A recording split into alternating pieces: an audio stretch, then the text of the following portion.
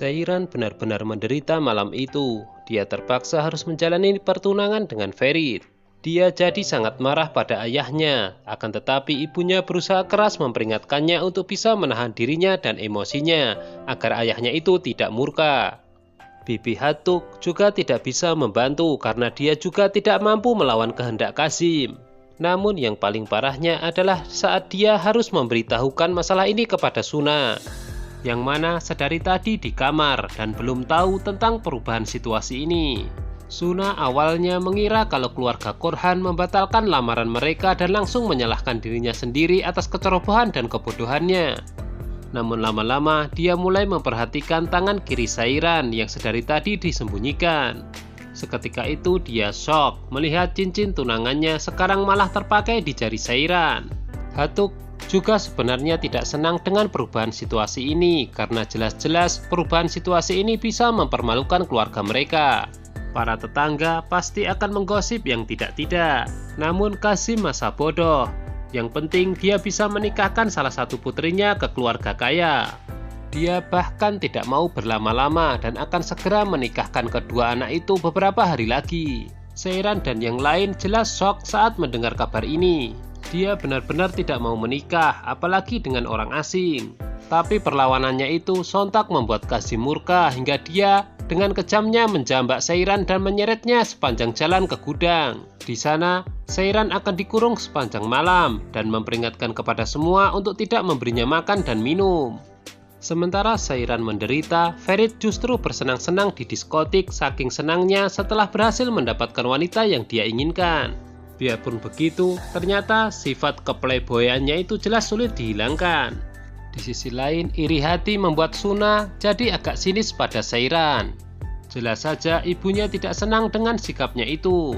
Ibunya mengingatkan jika Seiran sama sekali tidak bersalah. Ucapan ibunya itu membuatnya jadi teringat akan kecerobohannya. Kazim menyuruh Bibi untuk menyebar berita ke tetangga bahwa keluarga Korhan kemarin datang untuk melamar Seiran dan bukan Suna. Di waktu yang bersamaan, keluarga Korhan menelepon untuk mengajak Seiran keluar untuk mempersiapkan pernikahan mereka secepatnya. Jika bukan karena alasan itu, Kazim mungkin tidak akan mengeluarkan Seiran dari kamar kurungan. Gadis itu memohon kepada ibunya untuk menolongnya dari situasi ini, akan tetapi ibunya benar-benar tidak bisa. Yusuf tanpa sengaja mendengar gosip tentang keangkuhan Kazim setelah putrinya Seiran dilamar orang kaya semalam. Orhan dan Ifakat meneruskan hubungan gelap mereka. Hanya saja Ifakat sedikit kesal dengan Orhan karena dianggap kurang berkompeten untuk mendapatkan jodoh untuk Ferit. Lagi pula keluarga Orhan tinggal menerima jadi. Yang terpenting sekarang adalah bagaimana menutupi hubungan gelap mereka. Abidin membuatkan minuman berenergi untuk Ferit. Ia tahu majikannya itu sedang membutuhkan banyak energi karena akan kencan dengan Seiran.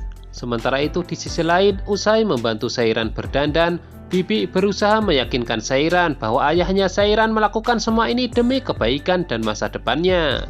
Kazim ingin Seiran masuk ke keluarga yang baik agar statusnya juga naik.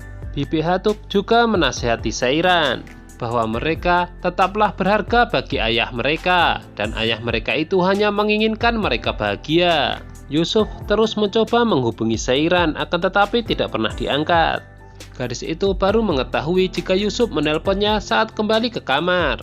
Yusuf sontak heboh saat akhirnya Seiran menelpon. Ia segera menyuruh gadis itu untuk segera keluar rumah dan menemuinya.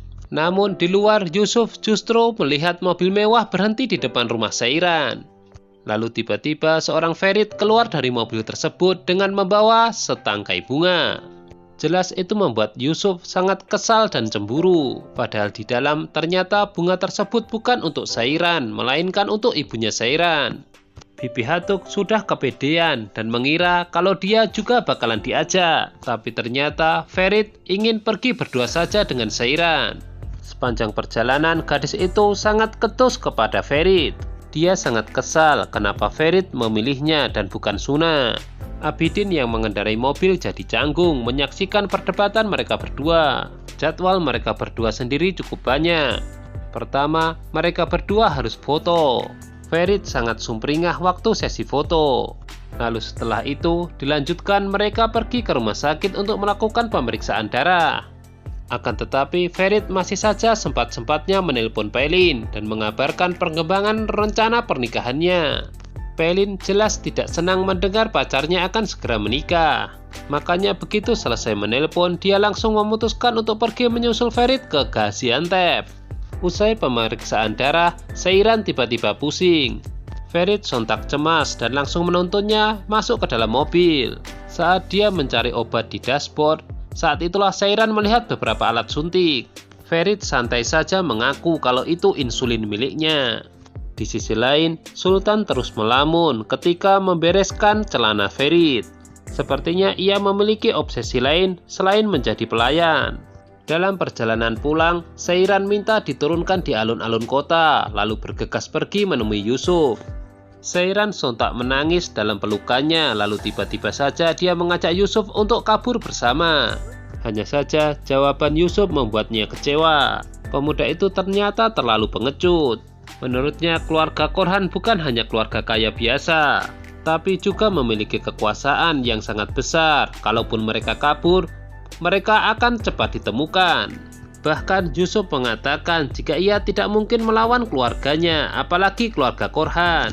Seiran akhirnya pergi dengan penuh kekecewaan, menyadari jika sudah tidak ada jalan lain selain tetap menjalani pernikahan ini.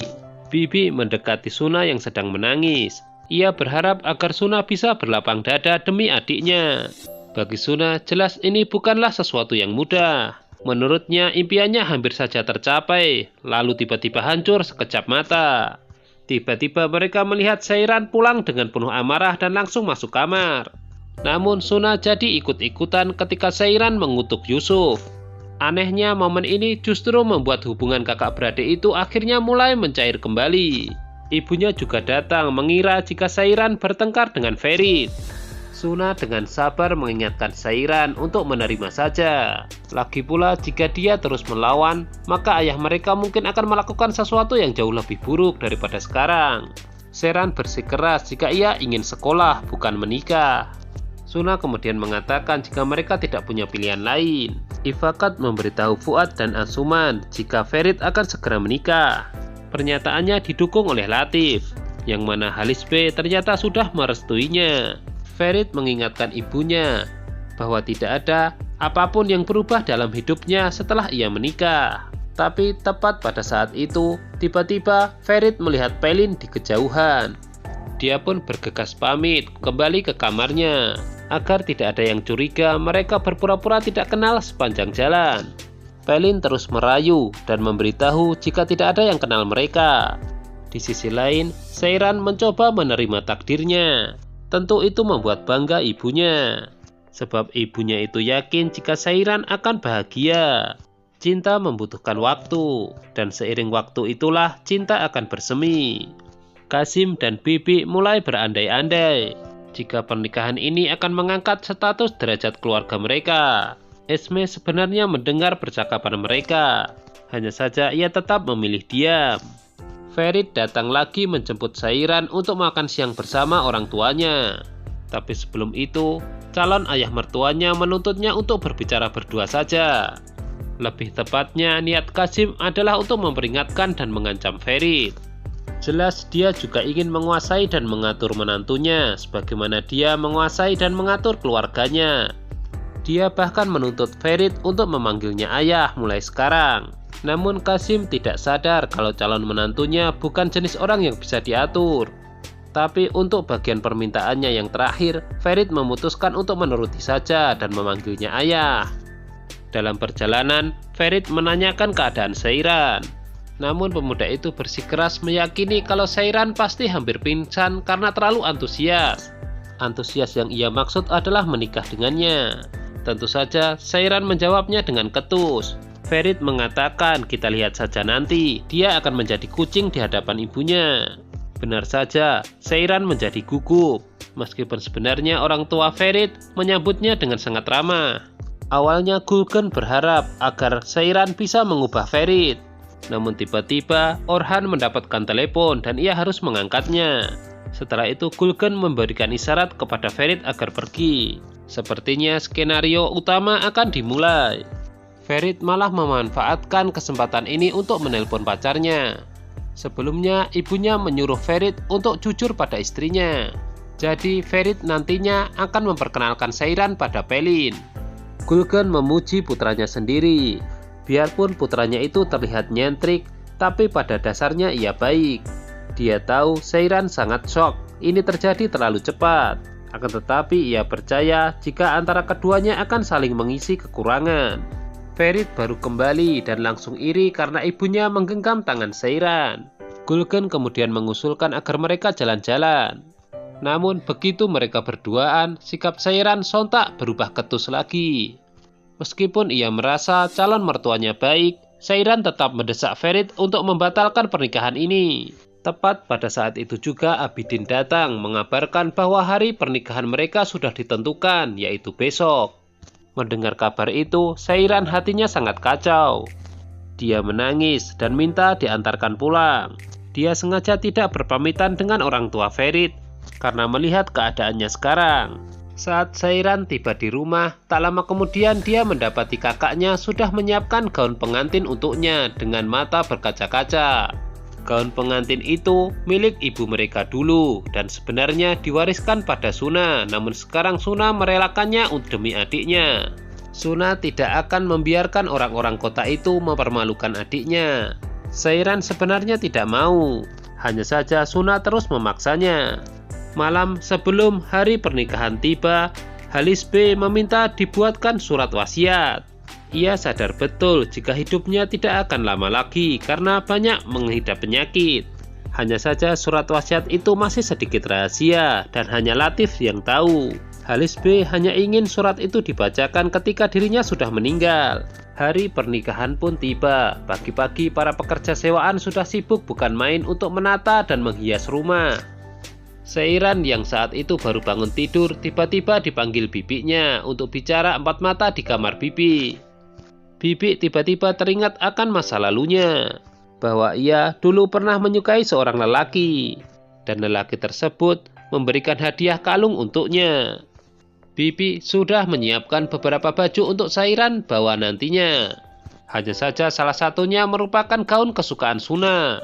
Bibi mengerti kesedihan Seiran, di mana ia tidak mau meninggalkan ibu dan kakaknya. Dia juga memberikan Seiran sekepok uang yang dia sembunyikan di dalam peti, dan juga sebuah kalung liontin antik. Seiran harus mengenakan kalung ini di hadapan Halis B. Tentu saja gadis itu tidak mengerti apa maksud perkataannya. Sebelumnya Bibi berpesan kepada Seiran untuk tidak menangis di rumah orang. Dan yang terpenting, jangan pernah membiarkan orang lain mempermalukannya. Flashback, kemungkinan kalung itu sepertinya pemberian seorang pria yang mungkin pernah melamar Bibi Hatu. Sementara di hotel, Ferit masih sempat bertemu Pelin. Dia kemudian bercanda kepada Pelin dan meminta maaf jika dia tidak diundang. Keluarga Korhan akhirnya datang dan langsung bagi-bagi angpau ke para anak-anak kecil di kampung. Senyum Ferit seketika merekah saat Seiran akhirnya turun dengan sangat cantik. Walaupun tidak ada senyum sedikitpun di wajah Seiran. Suna cuma bisa menyaksikan akad nikah adiknya itu dari jendela kamarnya sambil berusaha menahan isak tangisnya. Tak lama kemudian, usai akad nikah, Seiran pun pergi bersama suaminya dan resmi meninggalkan keluarganya.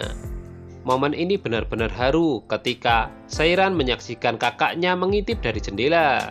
Singkat cerita, rombongan ini baru tiba di hotel malam harinya.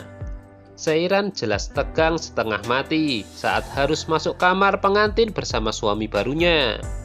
Gadis itu sempat meminta izin untuk pergi ke toilet terlebih dahulu. Di sana ia sedang menguatkan hatinya bagaimana bisa melewati situasi ini. Ia masih berpikir jika pernikahan ini benar-benar tidak ia harapkan. Gulgun tiba-tiba mengetuk pintu, yang artinya ia harus segera keluar. Beruntung, Seiran akhirnya berani melangkah. Dia langsung bersikap seolah tidak terjadi apa-apa. Namun alangkah terkejutnya dia saat masuk ke kamar hotel. Mereka malah disambut oleh Pelin. Gimana, sudah mulai seru kan? Jangan lupa tonton terus kelanjutan dari serial drama ini hanya di Mail Channel ya. Terima kasih.